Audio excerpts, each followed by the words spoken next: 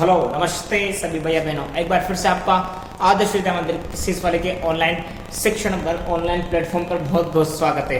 आज देखो पढ़ाते हुए भी बड़ी खुशी होगी क्योंकि कल यानी कि रविवार को रक्षाबंधन का पर्व है, तो आप सभी को पहले तो रक्षाबंधन की बहुत बहुत शुभकामना है। ठीक है, आज आप पढ़ाई करो, कल आप आराम से त्योहार मनाना, अपने पर्व को मनाना। ठीक है, तो आज अपन यहाँ जो पढ़ेंगे, पिछले वीडियो तक अपन ने देखो प्रश्नावली 1.6 पढ़ ली थी, लेकिन बीच में मेरी मिस्टेक की वजह से 1.5 में पढ़ाना भूल गया था, गलती से, है ना।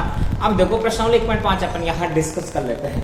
तो प्रश्नावली 1.5 का पहला क्वेश्चन है कि बताओ निम्न में से कौन सी संख्या तो परिमेय संख्या है और कौन सी संख्या अपरिमेय संख्या है। ठीक है, आपको ये बताना है।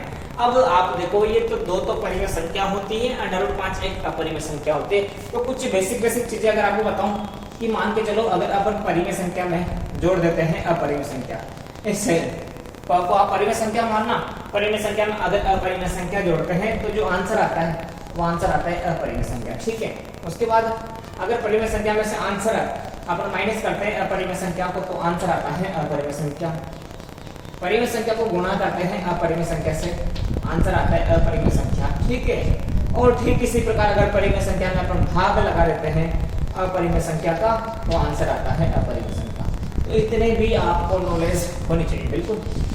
जैसा कैसे होनी चाहिए, मान के चलो परिमेय संख्या कितनी है 2, उसमें जोड़ रहा हूं मैं अपरिमेय संख्या √3, तो ये जो मिलके जो बना ये सारा का सारा अपरिमेय संख्या बन गया। ठीक है, तो ये चीजें अगर आपको आती है तो आपके लिए चिल्लर, ये क्वेश्चन तो बिल्कुल चिल्लर क्वेश्चन है, आप आराम से चुटकी में कर सकते हो। यानी परिमेय संख्या में अगर अपरिमेय संख्या को जोड़े, आंसर अपरिमेय संख्या आएगा। परिमेय में अपरिमेय घटाए, आंसर अपरिमेय। परिमेय संख्या को अपरिमेय संख्या से गुणा करें, आंसर अपरिमेय संख्या आता है। परिमेय संख्या में अपरिमेय संख्या का भाग दे तो आंसर अपरिमेय संख्या आता है। ठीक है, अब आप ध्यान से सुनना कि अपरिमेय संख्या क्या होती है। ठीक है, अपरिमेय संख्या पढ़ा कि ऐसी संख्या जिनको p बटा q के रूप में नहीं लिखा जा सकता है, पता है ना, जिनको p बटा q के रूप में नहीं लिखा जा सकता है। उदाहरण के लिए बात करें √2 √3, यानी कि अभाज्य संख्याओं के ऊपर अगर अपन वर्गमूल लगा देते हैं तो वो हो जाती है अपनी अपरिमेय संख्या। √2 √3 √5 √7 √11 √13 √17 √19 √23 √29 √31 है, √37 है, √41 है, √43 है, √47 है। इस प्रकार से अपना सारा कुछ यहाँ पढ़ लिया था। उसके बाद मैंने आपको बताया था कि पाई भी क्या होता है, एक अपरिमेय संख्या होता है। पाई भी एक अपरिमेय संख्या होता है। अब आप ध्यान दो, पहला क्वेश्चन, 2 में से घटाना है कितना, 2 में से घट रहा हूं √5, 2 तो परिमेय संख्या, 2 तो परिमेय संख्या, उसमें से अपरिमेय संख्या घटाना है तो परिमेय में अपरिमेय संख्या घटाएंगे, आंसर क्या आ जाएगा अपरिमेय संख्या। ठीक है, तो यह है अपनी अपरिमेय संख्या। आशा है आपको बिल्कुल पूरा समझ में आ रहा होगा अपरिमेय संख्या। ठीक है, उसके बाद देखो 3 प्लस का √23 माइनस का √23, तो थोड़ा इसको सोल्व कर ले। 3 प्लस का √23, कोष्टक कट गया तो ये माइनस का √23। अब देखो ये प्लस का √23 माइनस का √23 तो कट गया, कितना बचा 3, कितना बचा 3। तो ये जो 3 है वो 3 है अपनी 3 कौन सी संख्या होती है, 3 तो होती है परिमेय संख्या। ठीक है, बिल्कुल 3 होती है परिमेय संख्या। इस क्वेश्चन को आप देख सकते हो, देखना चाहो ध्यान से, तो ये है, मान के चलो देखो √7 से √7 तो कट गया ना, कितना बचा 2/7, 2/7। तो परिमेय संख्या की परिभाषा क्या होती है, ऐसी संख्या जिनको p बटा q के रूप में यानी बटा u के रूप में लिखा जा सकता है। तो बताओ ये भी कौन सी संख्या हो गई, परिमेय संख्या हो गई। ठीक है, अब देखो 1/√2, एक तो है परिमेय संख्या, √2 है अपरिमेय संख्या। ठीक है, अब देखो परिमेय संख्या में अगर मैं अपरिमेय संख्या का भाग लगाता हूँ तो आंसर क्या आएगा, अपरिमेय संख्या आएगा। तो ये भी हो गई अपनी अपरिमेय संख्या, अपरिमेय संख्या। ओके, ठीक है, ध्यान देना। अब देखो 2 को गुणा करना है पाई से, वैसे आप बताओ पाई क्या होती है, पाई होती है अपरिमेय संख्या। अपरिमेय संख्या को परिमेय संख्या से गुणा करना है, परिमेय संख्या को अपरिमेय संख्या से गुणा करना है, तो आंसर क्या आ जाएगा अपरिमेय संख्या, अपरिमेय संख्या। यहाँ आपके पास में आंसर आ जाएगा। ठीक है, तो ये था पहला क्वेश्चन, परिमेय संख्या और अपरिमेय संख्या बताना। तो आशा है कि आपको पूरा यहाँ समझ में आ चुका है। ठीक है, उससे बहुत जल्द अपन देखो अब ऑफलाइन क्लास में मिलने वाले हैं, अपने विद्यालय में मिलने वाले हैं, तो वहाँ इन क्वेश्चंस को आप बढ़िया डिस्कस करेंगे। इन क्वेश्चंस को फिर से कोई दिक्कत नहीं है ना, तो लेकिन आप जब तक अभी अपना विद्यालय नहीं खुलते हैं तब तक आप इसी तरह से पढ़ते रहिए। अब देखो दूसरा क्वेश्चन है कि निम्न व्यंजकों को सरल कीजिए। निम्न व्यंजकों को सरल करना है, 1 2 3 4 4 सवाल है, मैं 2 सवाल आपको बता दूंगा, उसके बाद में अपन बाकी को करते हैं। देखो इसने यूनिट बोला कि सर्वसमीकाओं का उपयोग करो, सर्वसमीका मतलब सूत्रों का उपयोग, बिना सूत्रों के साथ ऐसे अपन इसको हल करेंगे। तो देखो पहला क्वेश्चन 3 प्लस का अंडर रूट 3, इसको गुणा करना है 2 प्लस का अंडर रूट 2 से। अब समझना ध्यान से, अब ध्यान से समझना। सबसे पहले अपन क्या करेंगे, इस 3 से पीछे के पूरे कोष्ठक को गुणा करेंगे। सबसे पहले अपन इस 3 से इस पीछे के पूरे कोष्ठक को गुणा करेंगे, ठीक है। उसके बाद में जो प्लस का अंडर रूट 3 है, फिर इस अंडर रूट 3 से पीछे के पूरे कोष्ठक को क्या करेंगे, गुणा करेंगे, ठीक है। तो ध्यान देना, सबसे पहले इस 3 से पीछे का पूरा कोष्ठक 2 प्लस का अंडर रूट 2 अपन ने क्या कर दिया, गुणा कर दिया, ठीक है। उसके बाद में फिर अपन इस अंडर रूट 3 से पीछे का पूरा कोष्ठक 2 प्लस का अंडर रूट 2 कॉमन कर दिया। आपको बिल्कुल यही बात याद रखनी है कि सबसे पहले इस 3 से पीछे का पूरा कोष्ठक गुणा कर दो, उसके बाद में इस अंडर रूट 3 से पीछे का पूरा कोष्ठक गुणा कर दो।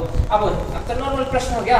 देखो 3 को अंदर 2 से गुणा करेंगे, 3 दूना 6 प्लस की जगह प्लस, 3 को अंदर अंडर रूट 2 से गुणा करेंगे तो 3 अंडर रूट 2। ओके, आ रहा है आपको समझ में? अब ये तो था, इधर देखो प्लस की जगह प्लस, अंडर रूट 3 को 2 से गुणा करेंगे 2 अंडर रूट 3, कितना हो गया 2 अंडर रूट 3। फिर देखो अंडर रूट 3 को अंडर रूट 2 से गुणा करेंगे तो अंडर रूट 3 को अंडर रूट 2 से गुणा करो, अंडर रूट का 6, कितना होगा 6। कुछ कॉमन आ रहा है क्या? कोई नहीं आ रहा, तो बताओ यही अपना क्या हो जाएगा, आंसर हो जाएगा ANSWER, ये अपना क्या हो गया, आंसर हो गया। टोटल ये था अपना पहला प्रश्न। उसके बाद एक प्रश्न में आपको और बता दूं, चलो एक माइनस का प्रश्न ले लेते हैं ताकि आपको चीजें क्लियर होनी चाहिए, है ना। देखो अपन यहाँ पढ़ लेते हैं सवाल नंबर 4 को डिस्कस। रूट 5 माइनस का रूट 2, ठीक है, और उसके बाद में है रूट 5 प्लस का रूट 2, ठीक है। तो वो नॉर्मल चीज है, सबसे पहले तो क्या करेंगे, इस 5 से इस पूरे कोष्ठक को गुणा कर देंगे, उसके बाद माइनस का रूट 2 से इस पूरे कोष्ठक को क्या कर देंगे, गुणा कर देंगे। तो देखो सबसे पहले बराबर इस रूट 5 से पीछे का पूरा कोष्ठक रूट 5 प्लस रूट 2 को अपन ने क्या कर दिया, गुणा कर दिया ना। उसके बाद देखो फिर अपन क्या करेंगे, माइनस का रूट 2 को इस पीछे का पूरा कोष्ठक under root 5 plus under root 2 से गुणा कर देंगे, ठीक है। लेकिन चलिए थोड़ा बहुत जानकारी मैं आपको एक्स्ट्रा दे दूं। देखो ध्यान से, अगर मान के चलो अपन अंडर रूट 2 को अंडर रूट 2 से गुणा करते हैं, कितना करते हैं, अंडर रूट 2 को अंडर रूट 2 से गुणा करते हैं, तो अंडर रूट 2 को अंडर रूट 2 से गुणा करेंगे, कितना होगा, अंडर रूट 4, कितना होगा, अंडर रूट 4 होगा।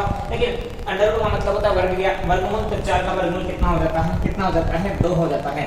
तो आपको ध्यान रखना है कि अगर ऐसे अंडर रूट में सेम संख्या को आप गुणा करते हो तो आप सीधा सीधा अंडर रूट हटा सकते हो। ठीक उसी प्रकार से अंडर रूट 3 को अगर अंडर रूट 3 से गुणा करेंगे, देखो अंडर रूट 3 को अंडर रूट 3 से गुणा करेंगे तो सीधे सीधे जैसे ये इसका वर्गमूल हटा वैसे क्या हो जाएगा, 3 हो जाएगा, ठीक है। वैसे मान के चलो अंडर रूट 5 को अगर अंडर रूट 5 से गुणा करना है तो 5 वर्गमूल हट जाएगा, कितना बचेगा, 5 बच जाएगा, ठीक है। आशा है आपको समझ में आ रहा होगा।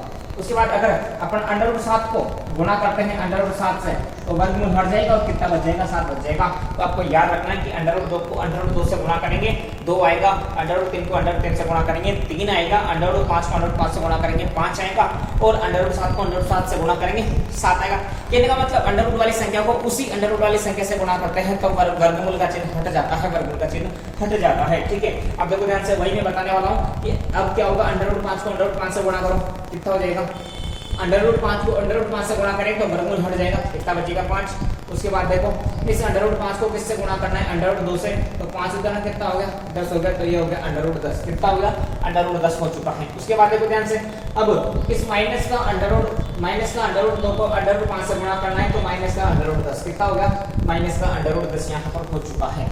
उसके बाद इस माइनस के अंडर रूट 2 को किससे गुणा करना है, प्लस के अंडर रूट 2 से, तो देखो माइनस वाले को प्लस वाले से गुणा करते हैं तो माइनस आता है, क्या आता है, माइनस आता है। और अंडर रूट 2 को अंडर रूट 2 से गुणा करेंगे कितना आ जाएगा, 2 आ जाएगा, ठीक है। अब देखो प्लस का अंडर रूट 10 और माइनस का अंडर रूट 10 तो कट गया, एक तो बचा यहाँ 5 बचा, उधर कितना बचा, माइनस का 2, तो 5 में से 2 गया तो 3, तो ये है अपना इस प्रश्न का आंसर, 3 आंसर यहाँ आ चुका है, ठीक है। तो यह है इस प्रश्न का 3 आंसर यहाँ पर आ चुका है। उसके बाद थोड़ा सा जानकारी मैं आपको एक्स्ट्रा दे दूं, ठीक है। हाँ, तो आप देखना ध्यान से। अब एक प्रश्न अपन यहाँ करने वाले हैं, जैसे कि प्रश्न नंबर 3 है, प्रश्न नंबर 2 आप आसानी से कर सकते हो। प्रश्न नंबर 3 की मैं बात करूं कि under root 5 plus under root 2 का आपको होल स्क्वायर निकालना है, ठीक है, ये बात है ना। अब थोड़ा आप समझने की कोशिश करना। जैसे अगर मैं यहाँ लिखता हूँ कि 4 का स्क्वायर निकालो, तो 4 का स्क्वायर का मतलब है 4 × 4, x का स्क्वायर निकालो, इसका मतलब है x इंटू एक्स, ठीक है। y का स्क्वायर निकालो, इसका मतलब है y गुणा y। स्क्वायर क्या होता है? उसी संख्या को उसी संख्या से गुणा करना। स्क्वायर क्या होता है? उसी संख्या को उसी संख्या से गुणा करना। स्क्वायर क्या होता है? उसी संख्या को उसी संख्या से गुणा करना, ठीक है। तो इसी कंसेप्ट के आधार पर इस संख्या का स्क्वायर लिखना है। इसका मतलब क्या है? इसी संख्या को इस संख्या से गुणा करना, यानी कि √5 प्लस √2 को √5 + √2 को वापस √5 + √2 से गुणा करना, ठीक है। तो ये आपको कंसेप्ट समझ में आ चुका होगा। अब तो नॉर्मल है, सबसे पहले आप क्या करोगे? √5 से इस पूरे कोष्ठक को गुणा कर दोगे और उसके बाद में √2 से इस पूरे कोष्ठक को गुणा कर दोगे। जो भी रिजल्ट आपके सामने आता है वो पेश है। थोड़ा अगर इनके भी आप बीच में ले सकते हो, ये विशेष चीज है, इसको आप एबीएम मान सकते हो। एबीएम का मतलब है अति भयंकर मोस्ट, ठीक है। ये चीजें आपको याद होनी चाहिए। अक्सर 9 के हिसाब से एबीएम अति भयंकर मोस्ट है कि √2 को √2 से गुणा करेंगे 2 आएगा, √3 को √3 से गुणा करेंगे 3 आएगा, √5 को √5 से गुणा करेंगे 5 आएगा, √7 को √7 से गुणा करेंगे 7 आएगा। तो ये था अपना प्रश्न नंबर दूसरा। इसके बाद अपन प्रश्न नंबर अगला डिस्कस करते हैं, ठीक है। तो आप समझने की कोशिश करना।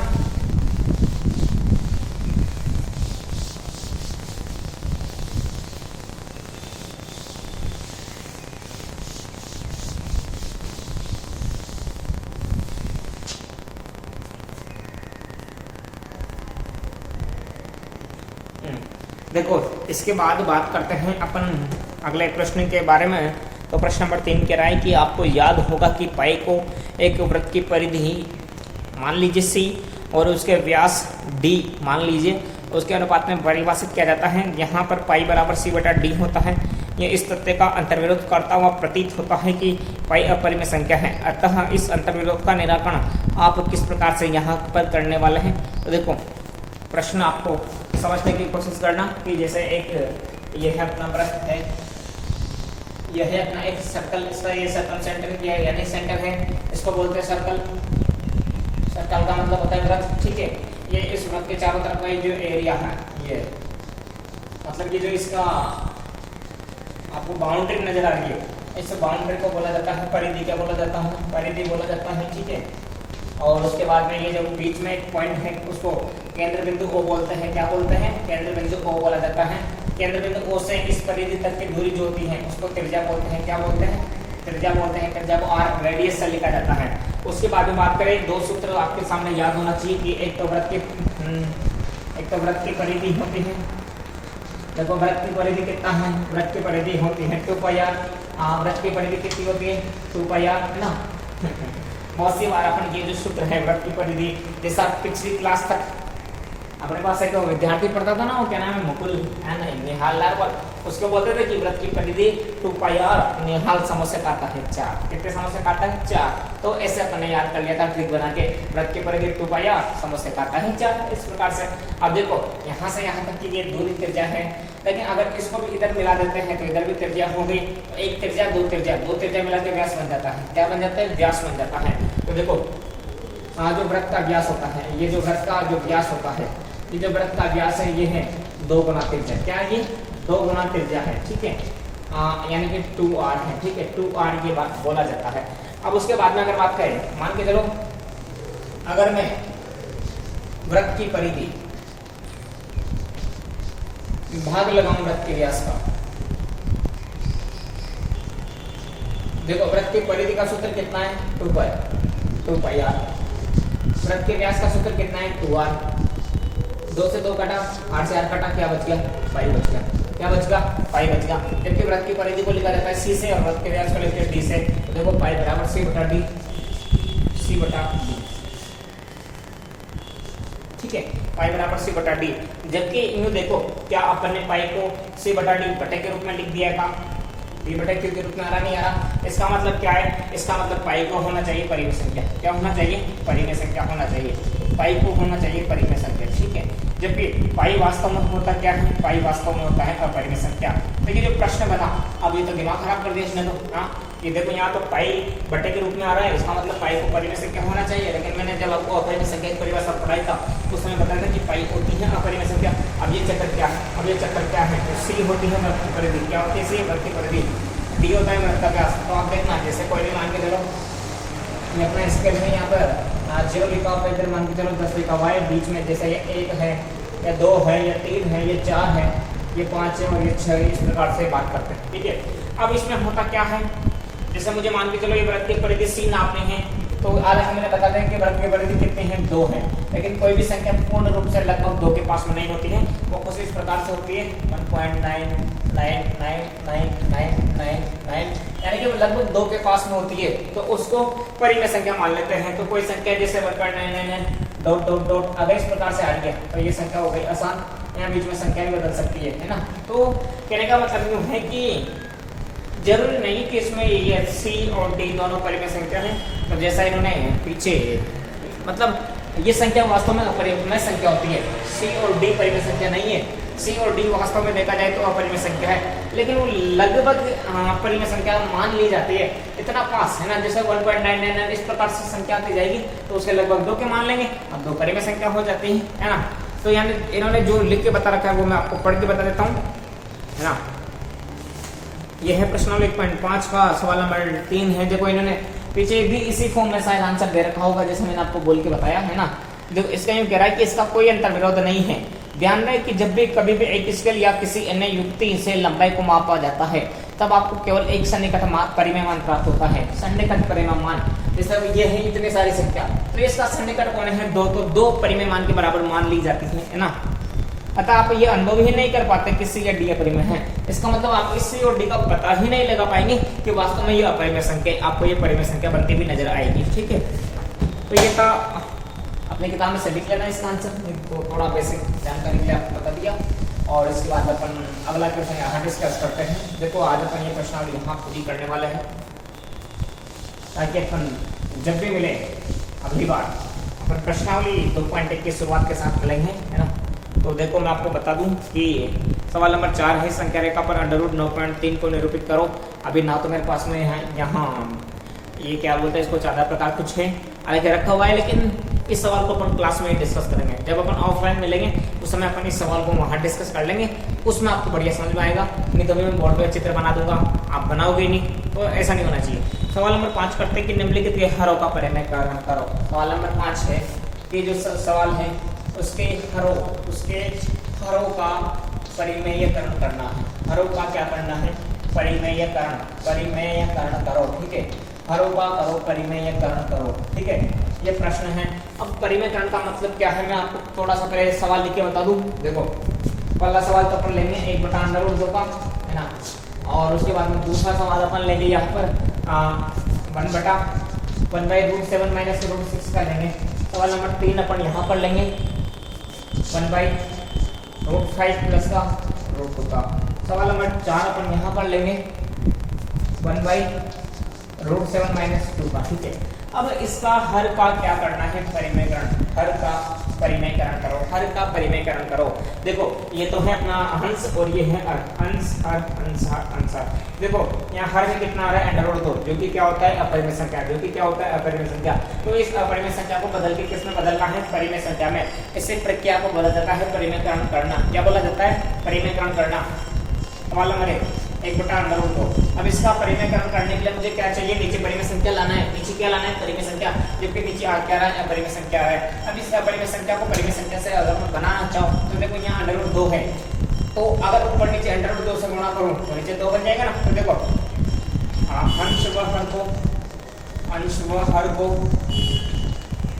√2 से गुणा करने पर, अंश व हर को √2 से गुणा करने पर, अंश व हर को √2 से गुणा करने पर। तो देखना ध्यान से, संख्या तो कितनी है, 1/√2। अंश ऊपर वाले को भी कितने से गुणा कर दिया, √2 को, नीचे भी कितने से गुणा कर दिया, √2 से। तो देखो ऊपर एक को √2 से गुणा करूंगा कितना आ गया, √2, और नीचे देखो √2 को √2 से गुणा करूंगा कितना आ जाएगा, 2, और ये अपना क्या है, आंसर। ठीक है, यही अपना क्या है, आंसर। देखो वही तो कह रहा है कि नीचे जो अपरिमेय संख्या है उसको बदल के किसमें बना लो, परिमेय संख्या में बना लो। तो ये है अपना कंप्लीट आंसर पहले का पहला। उसके बाद अपन क्वेश्चन करते हैं, क्वेश्चन नंबर 2 यहाँ डिस्कस करने वाला है। ठीक है,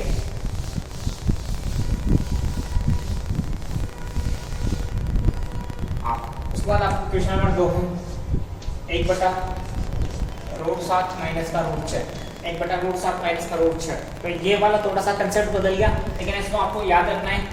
अगर हर का परिमेयकरण करना है तो सबसे पहले आप क्या करेंगे, ये जो नीचे जो भी संख्या है उसका चिन्ह बदल के ऊपर और नीचे गुणा कर देंगे। तो इस संख्या का चिन्ह बदलो, इस संख्या का चिन्ह बदलो, √7 चिन्ह बदल से क्या हो गया √7 प्लस √6, √7 प्लस √6 से अंश व हर को गुणा करने पर, अंश व हर को क्या करना है गुणा करने पर, ठीक है। तो संख्या कितनी है 1/√7 माइनस का √6, इसके अंश को √7 प्लस √6 से क्या कर दिया गुणा कर दिया, और इसके हर को भी √7 प्लस √6 से क्या कर दिया गुणा कर दिया, ठीक है। आपको आ रहा है समझ में आसानी से। अब देखो ऊपर वाली संख्या 1 को इस संख्या से गुणा करेंगे तो ऊपर तो ये का ये संख्या रहेगी √7 प्लस का √6, ये अब नीचे क्या है √7 माइनस √6 को √7 माइनस √6 से गुणा करना है। थोड़ा ध्यान दो, अगर मान के चलो कोई सूत्र लिखा हुआ है यहाँ पर, जैसे कोई संख्या a प्लस बी के रूप में है, ठीक है, और वही संख्या a माइनस बी के रूप में है, तो यहाँ क्या हो जाता है पहली संख्या का स्क्वायर माइनस दूसरी संख्या का स्क्वायर हो जाता है। यानी अपने पास में दो संख्या है, पहली संख्या तो a है, दूसरी संख्या b है। यदि एक बार उन दोनों संख्याओं के बीच में प्लस हो और एक बार उन दोनों संख्याओं के बीच में माइनस हो तो सूत्र बनता है a plus b a minus b बराबर a square minus b square, यहाँ पर हो जाता है। जैसे इसी सवाल की मैं बात करता हूँ यहाँ पर, तो देखो एक तो दे रखा है √7 माइनस का √6 है ना, और दूसरा दे रखा है √7 प्लस का √6। आ रहा है आपको समझ में? देखो ये तो है ना क्वेश्चन, ये क्वेश्चन है, तो इसमें देखो पहली संख्या √7, दूसरी संख्या √6, दोनों संख्याओं के बीच में एक बार तो माइनस है एक बार प्लस है। तो इस प्रकार का क्वेश्चन आता है तो क्या करते हैं पहली संख्या का वर्ग, क्या करते हैं पहली संख्या का वर्ग। पहली संख्या कितनी है √7, तो देखो ये √7 का अपन को वर्ग कर देंगे, उसके बाद माइनस दूसरी संख्या यानी √6 का यहाँ वर्ग करना है। तो देखो ध्यान से √7 का वर्ग होता है 7, ये होता है 6 का वर्ग 6, माइनस का 1 बच गया, कितना बच गया 1 बच गया। इस प्रकार से अपन को करना रहता है। यहाँ करेंगे पहली संख्या √7 का वर्ग माइनस दूसरी संख्या √6 का वर्ग, यहाँ पर अपन को करना है। तो देखो ऊपर तो कितना हो गया, ऊपर तो हो गया √7 प्लस का √6, ठीक है, बटे में कितना बचा √7 का वर्ग कितना हो गया 7, माइनस की जगह माइनस, √6 का वर्ग कितना हो गया 6, और देखो आगे ध्यान से तो ऊपर तो कितना हो गया √7 प्लस का √6, और देखो नीचे 7 में 6 गया तो कितना बच गया 1 बच गया, और यही अपना क्या होने वाला है आंसर होने वाला है, ठीक है। इसी प्रकार से क्वेश्चन नंबर 3 और क्वेश्चन नंबर 4 आप डिस्कस करने वाला हो। देखो इधर थोड़ा जानकारी दे दूं, इसमें बीच में प्लस है, क्या है बीच में प्लस है, तो आप चिन्ह बदल के √5 माइनस √2 से ऊपर में गुणा और √5 माइनस √2 से नीचे भी गुणा, ठीक है, चिन्ह बदल दिया। इसमें देखो इसमें चिन्ह बदलेंगे √7 प्लस 2 से ऊपर गुणा, √7 प्लस 2 से नीचे गुणा। तो आप आसानी से इन क्वेश्चंस को पढ़ सकते हो। तो भैया बहनों आज बहुत सारी क्लासों के बाद में लगभग अपनी प्रश्नावली एक पूरा हो चुका है, पूरी हो चुकी है। एक दो प्रश्न है जो आपको करने हैं, बाकी एक दो प्रश्न है जैसे √9.3 को संख्या रेखा पर लिखो, उसको जब अपन ऑफलाइन क्लासेस चलेगी 1 सितंबर से, उस समय पर उसको वहाँ डिस्कस कर लेंगे, ठीक है। तो कल रक्षाबंधन का पर्व है, आप बड़ी खुशी से रक्षाबंधन का पर्व मनाइए, स्वस्थ रहिए, मस्त रहिए, पढ़ते रहिए। मिलते हैं बहुत जल्द एक अगले वीडियो के साथ, तब तक के लिए आपका बहुत बहुत धन्यवाद।